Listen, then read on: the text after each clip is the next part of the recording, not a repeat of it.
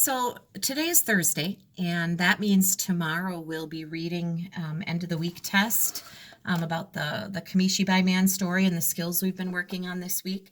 There are only 4 sections on the test, and because the test should be in your packet, you can even look ahead and look at what it looks like. I guess I can't stop you from doing that. 4 sections. The first section of the test is your vocabulary. So I am not going to go over those words with you today because we've already done them in a number of ways this week. What you could do is dig out your vocabulary study sheets like we usually do in class, get those out, read through them, practice saying those vocabulary words, practice reading them. If you aren't sure how to read some of them, like familiar or blurry, for example, then please ask for some help with someone there that can help you. The word applause, the word rude, the word rickety, vacant, which meant empty. Remember those? Those are going to be important for you to know tomorrow. Now, study the vocabulary. That's one thing you can spend some time doing today. The other thing is to think about what we just did in our reading packet this morning with parts of speech. Now, I'm going to actually show you a page from your test on Friday that you can go look at. But what I want to show you is kind of give you some directions. When you get to the vocabulary part, the second page, there's this big box on top. It's supposed to be like a mini dictionary. It has the word canvas in it, the word hum, the word jewel, the word sharp. They're all there like a mini dictionary, and after each word, it gives you the part of speech. Remember, parts of speech are the kinds of words. Are they nouns or verbs or adjectives? It'll tell you what this word is, the part of speech, and then it'll tell you a couple or 2 or even 3 definitions, which are meanings for that word. Now, you use this box to complete these questions. What part of speech is the word jewel? Go look at jewel. What part of speech are they telling you? It's right there. Every answer. How many meanings does hum have? Count the meanings. It's just like we did together on our dictionary page. Okay, so you're going to have to do a little reading and thinking, but use this. Oh, I like this one. Which word would appear on the dictionary page with the guide words jelly and jig? Remember, jelly would be the first word on the page. Jig would be the last word. Which one of those words would actually appear on that page? So just think and read carefully. Then, of course, you will have the story questions, the comprehension, cause and effect, it says. Yesterday, I walked through the story with you. If you did not watch that video, you need to watch that video. If you did watch that video, you might want to watch it again today. And you may want to just quietly read Kamishi by Man again. Just read it through or read it to somebody or go back and use the story video from Monday and listen to the story again. But be prepared for the 10 story questions that are all about Kamishi by Man, and be prepared to think about them carefully. The third section of the test has to do with our ow sounds, which were your spelling rules this week, the OW and the OU, which say ow. But here's what they're doing this week. On that section, and I'm just going to show you another page again, right from the test, which word has the same sound as the underlined part of the word allowed?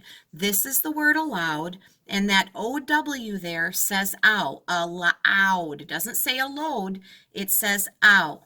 Now, if you look at all of these words, I see a couple OWs, I see an OO and an OA. Which one of those actually says ow? That means you're going to have to try to read these and figure these out. I see the word scowl. I see the word low. That's not low. That OW does not say ow. It says O. This is the word fool, which says oo. That does not sound like ow. That is a different sound.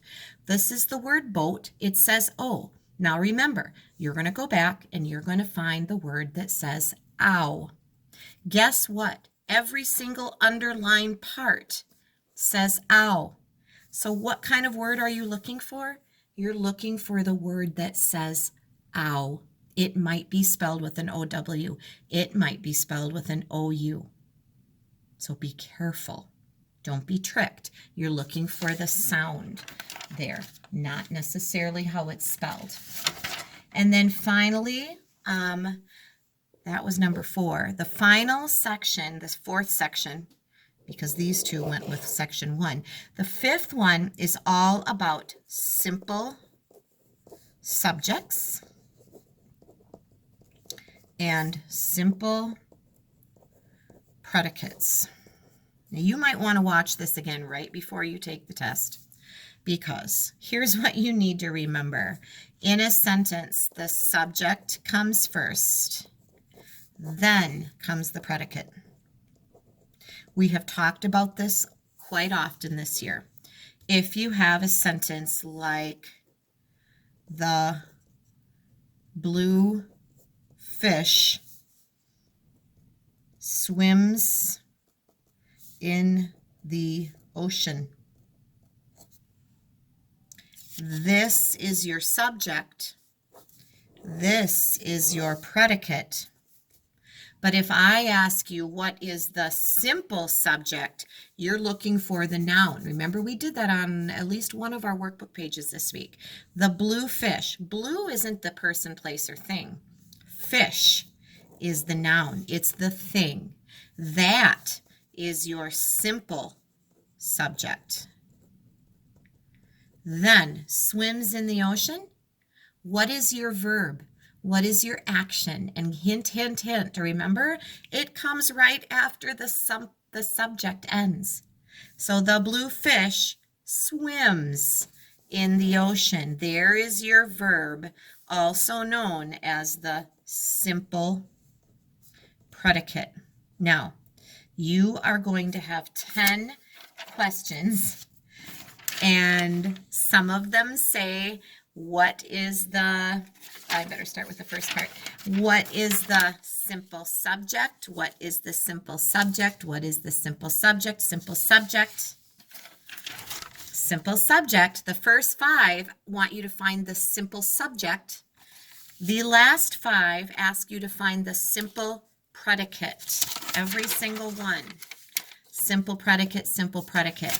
This is more about reading carefully and thinking than anything else, because I know that you can do this. You can find the subject at the beginning. The predicate is the second part. The simple subject butts right up to the simple predicate. The predicate is your action. The subject is who or what the sentence is about. Be careful. And if you need to rewatch this tomorrow before you do that section of your test, that would be a really, really good idea. So the whole video was only 8 minutes long. So really, just tell yourself, tomorrow, before I do my reading test, I think I'm going to watch this video again. Or, I'm so great, I've got this all figured out. Maybe I'll do the reading test today while it's fresh in my memory. That would be acceptable too. But otherwise, if you're going to save that reading test for tomorrow, I would watch this again. Go back and find it. Save your emails from me. Thanks for tuning in.